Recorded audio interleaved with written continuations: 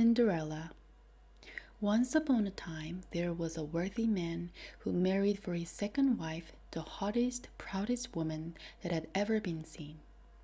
She had two daughters who possessed their mother's temper and resembled her in everything. Her husband, on the other hand, had a young daughter who was of an exceptionally sweet and gentle nature.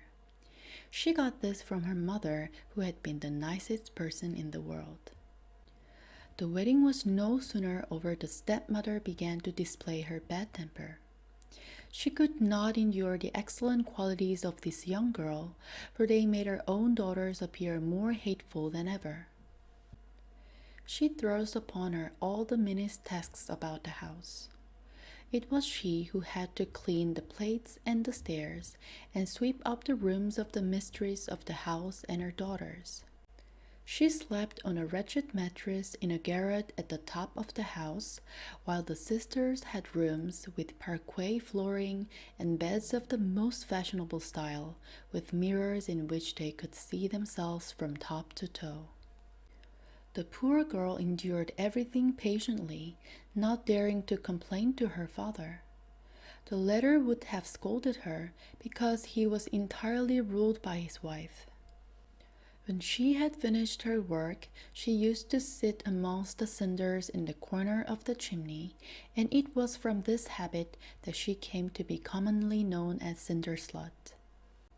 The younger of the two sisters, who was not quite so spiteful as the elder, called her Cinderella. But her wretched clothes did not prevent Cinderella from being 100 times more beautiful than her sisters, for all their resplendent garments.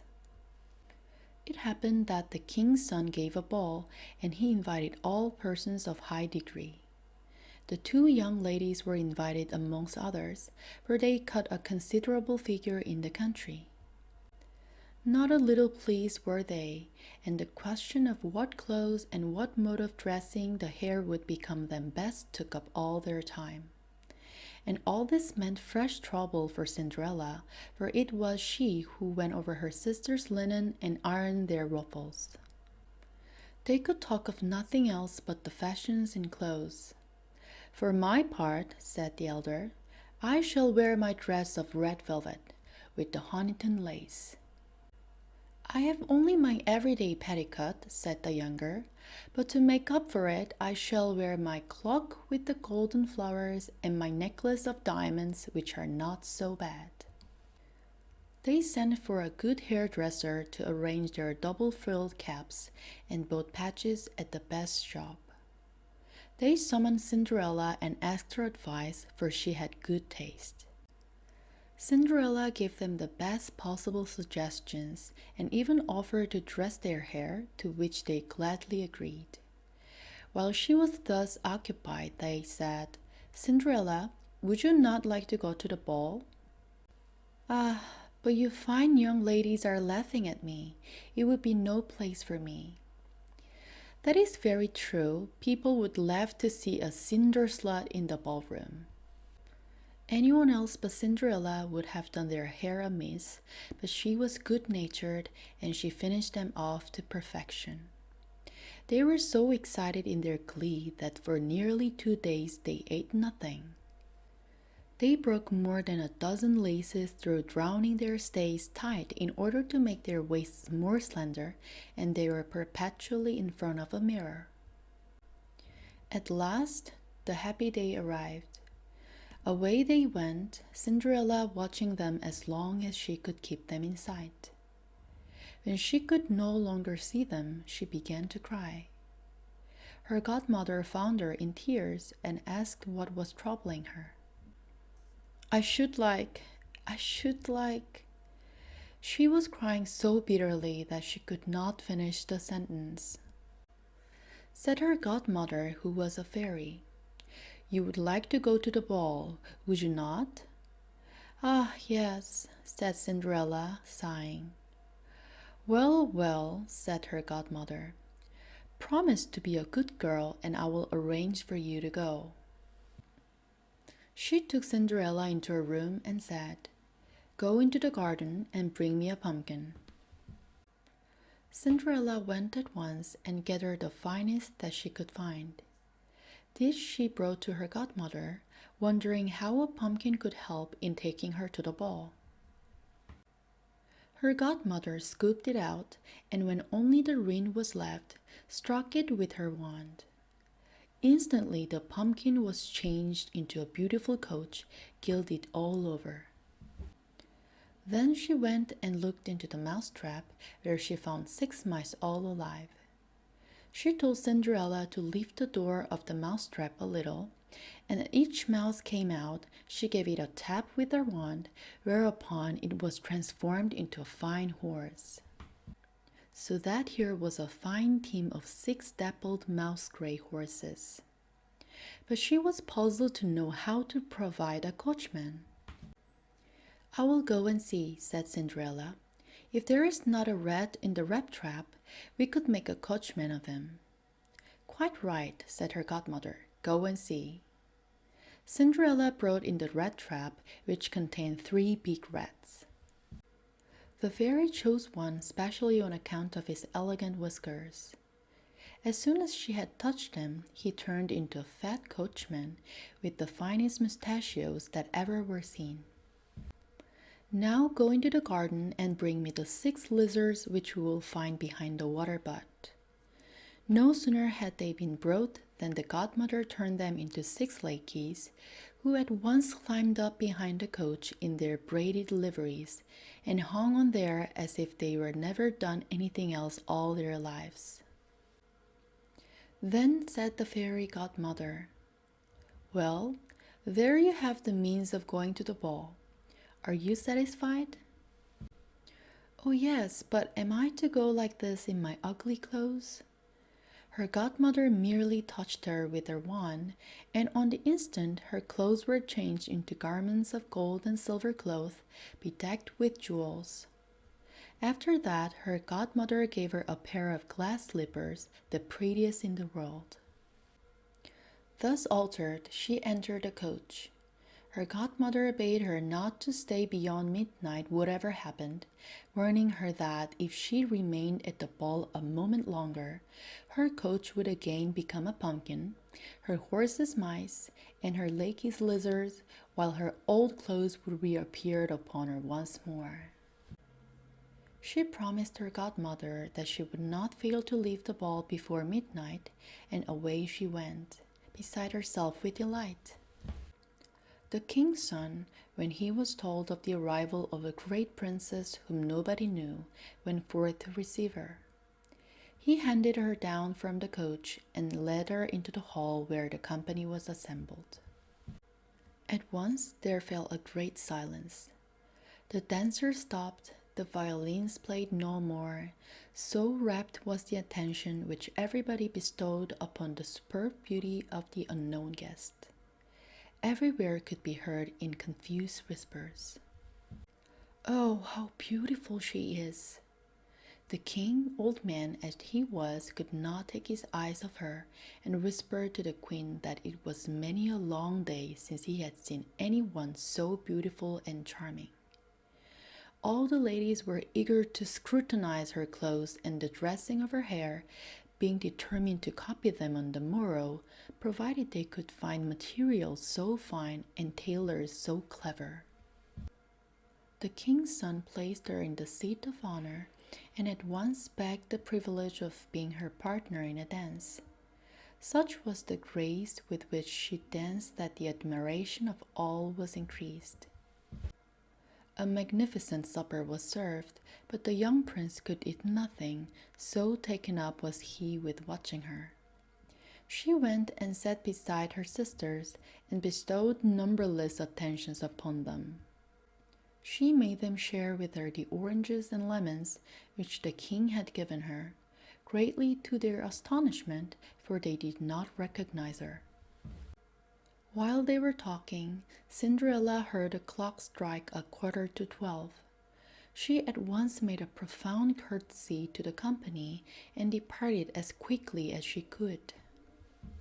As soon as she was home again, she sought out her godmother, and having thanked her, declared that she wished to go upon the morrow once more to the ball because the king's son had invited her. While she was busy telling her godmother all that had happened at the ball, her two sisters knocked at the door. Cinderella let them in. "What a long time you have been in coming," she declared, rubbing her eyes and stretching herself as if she had only just awakened. In real truth, she had not for a moment wished to sleep since they left.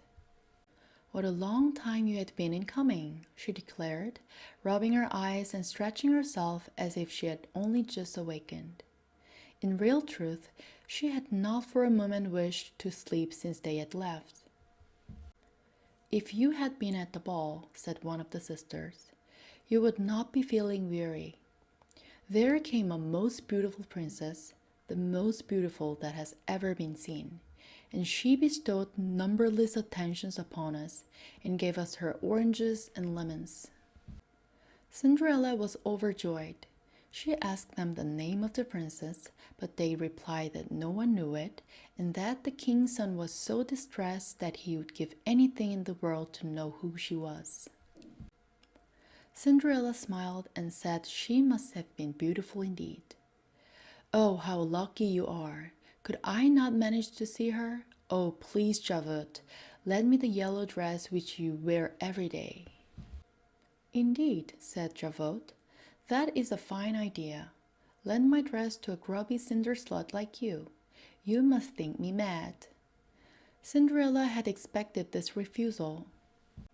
She was in no way upset, for she would have been very greatly embarrassed had her sister been willing to lend the dress. The next day the two sisters went to the ball, and so did Cinderella, even more splendidly attired than the first time. The king's son was always at her elbow and paid her endless compliments.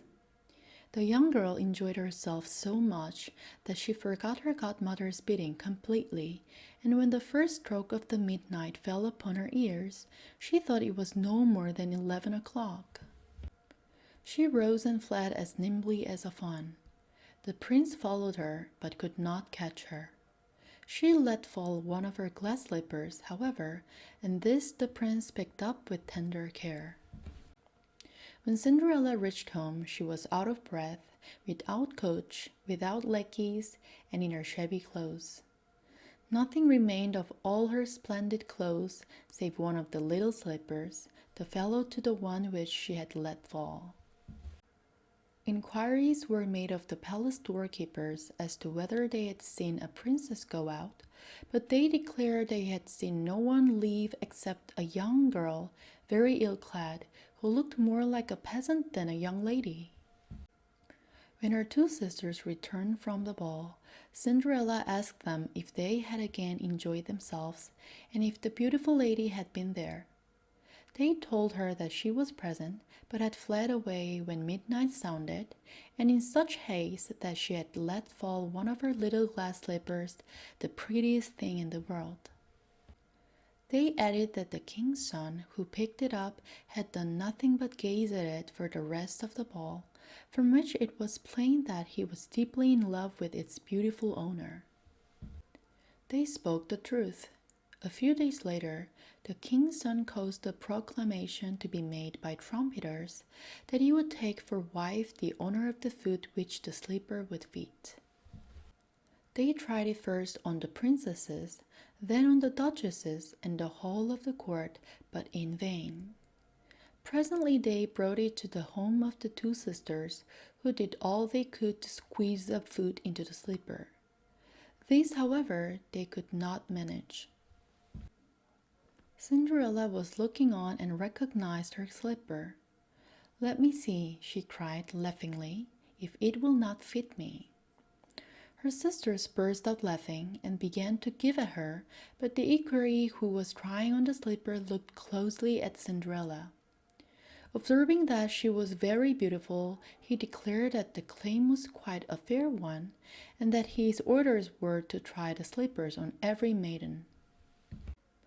He bade Cinderella sit down, and on putting the slipper to her little foot, he perceived that the leather slid in without trouble and was molded to its shape like wax.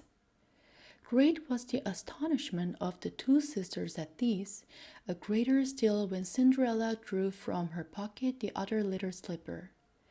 This she likewise drew on. At that very moment, her godmother appeared on the scene. She gave a tap with her wand to Cinderella's clothes and transformed them into a dress even more magnificent than her previous ones.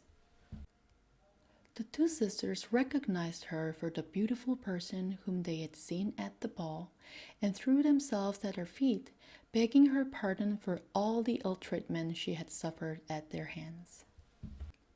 Cinderella raised them, and declaring as she embraced them that she pardoned them with all her heart, bade them to love her well in future. She was taken to the palace of the young prince in her all-new array. He found her more beautiful than ever, and was married to her a few days afterwards. Cinderella was as good as she was beautiful. She set aside apartments in the palace for her two sisters and married them the very same day to two gentlemen of high rank about the court.